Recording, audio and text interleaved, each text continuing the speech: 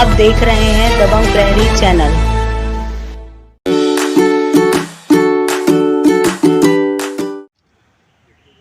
भैया आगे मत पढ़ना, एक मिनट दादा।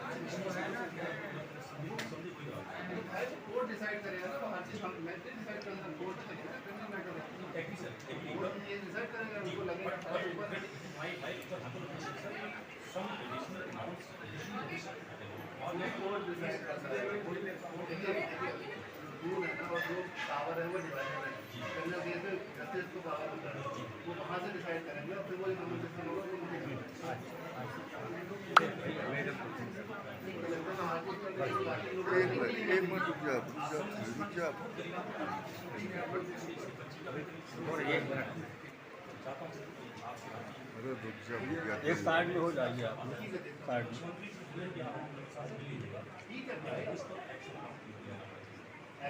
किन मुद्दों को लेकर ज्ञापन सौंपने आए हैं?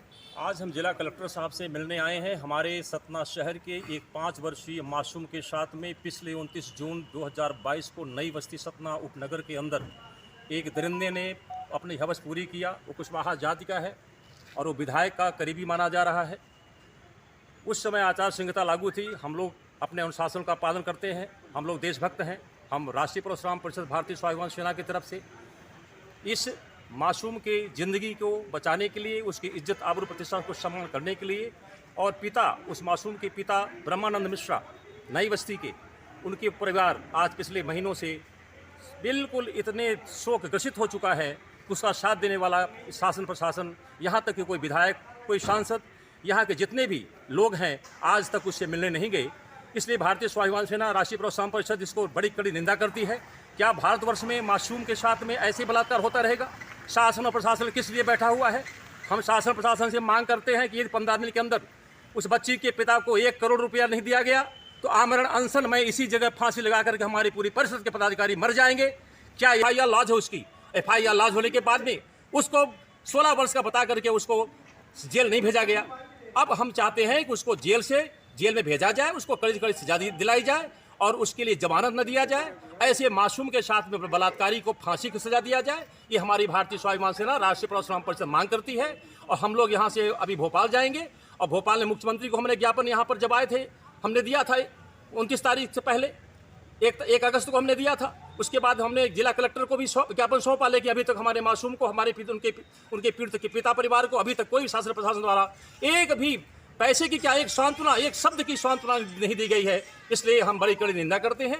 आज इसी विचार को लेकर के हमारी राष्ट्रीय परशुराम परिषद भारतीय स्वाभिमान सेना इकाई सतना के सभी पदाधिकारी, राष्ट्रीय और प्रदेश स्तर के पदाधिकारी यहाँ आए हुए हैं और जिला कलेक्टर साहब से मांग करेंगे कि आप उसको सहायता राशि के लिए कम से कम 50 लाख अभी दिया जाए और उसके बाद उसको 50 लाख इसके बाद दिया जाए उसकी पढ़ाई के लिए, ताकि वो मासूम बच्ची हमारी IAS IPS बने।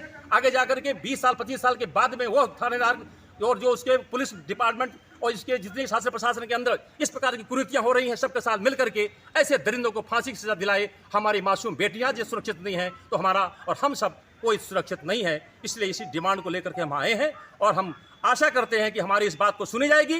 नहीं तो हम आमरण अनशन करेंगे, अपनी जान को हम लोग फांसी की हम लोग लगा करके ये खत्म हो जाएंगे, ताकि तुम लोग सुरक्षित रहो, क्योंकि हमारे आए हैं। अगर हिंदुस्तान की बेटियां सुरक्षित नहीं है तो कोई भी सुरक्षित नहीं है। आज ही उस मासूम के साथ अत्याचार हो रहा है तो कल बड़े लोगों के बीच में अत्याचार ऐसी होगा। इसलिए इसको रोका जाए और ऐसे लोगों को कड़ी से कड़ी सजा दिया जाए। क्या शुभ नाम है आपका? कैप्टन राज द्विवेदी, प्रदेश अध्यक्ष राष्ट्रीय परशुराम परिषद भारतीय स्वाभिमान सेना मध्य प्रदेश। Thank you. हम आपका नाम? मणिराज मिश्रा। आपने कलेक्टर साहब से मुलाकात की? मुलाकात हमारी नहीं हुई, खाली इनका हम दर्शन किया हूँ हॉस्पिटल में। कोई हमारी इनकी बातचीत नहीं हुई। मुलाकात कलेक्टर साहब से हुई? अभी हाँ हुई है। क्या आश्वासन दिया आपको उन्होंने? आश्वासन क्या दिए? वो बोलते हैं कि हमारे तो कुछ बस का नहीं है। तो अब हम क्या करें? हम तो निवेदन करने के लिए आए थे उनसे, लेकिन वो बोलते हैं कि ये सब कुछ हमारे बस का नहीं है, न केस हमारे बस का है, न आपको कोई मतलब अनुदान है, कुछ सहायता है आपकी करने की, हमारे पास पावर नहीं है, ऐसा बोल रहे हैं वो। नहीं, आपने मामले के लिए तो हम यहाँ थाने से लेकर के और ऊपर तक, अभी मैं कल एसपी साहब को भी जाकर के आवेदन दे आया हूँ कि सर इसमें कड़ी से कड़ी सज़ा दी जाए, इसमें कड़ी कार्रवाई की जाए। आज 1 महीना हो गया, हमारे को न कोई किसी प्रकार से शासन से न किसी से भी कोई सहायता नहीं मिली, न कोई हमारे साथ खड़े होने के लिए एग्री है। क्यों?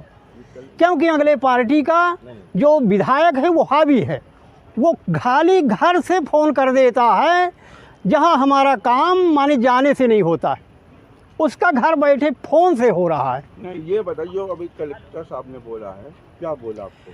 वो कलेक्टर साहब बोले कि आप के आदमियों ने, आपने ही कहा है कि माने मैं राज़ी हूँ, कोई कुछ चाहता नहीं हूँ। अरे हमने ऐसा कुछ कहा ही नहीं, हमारे सामने समस्या खड़ी है, मुँह बाए हम ये बोलेंगे कि हम कुछ नहीं चाहते हैं, हम कोई केस नहीं चाहते हैं, हम उसको सज़ा नहीं चाहते हैं।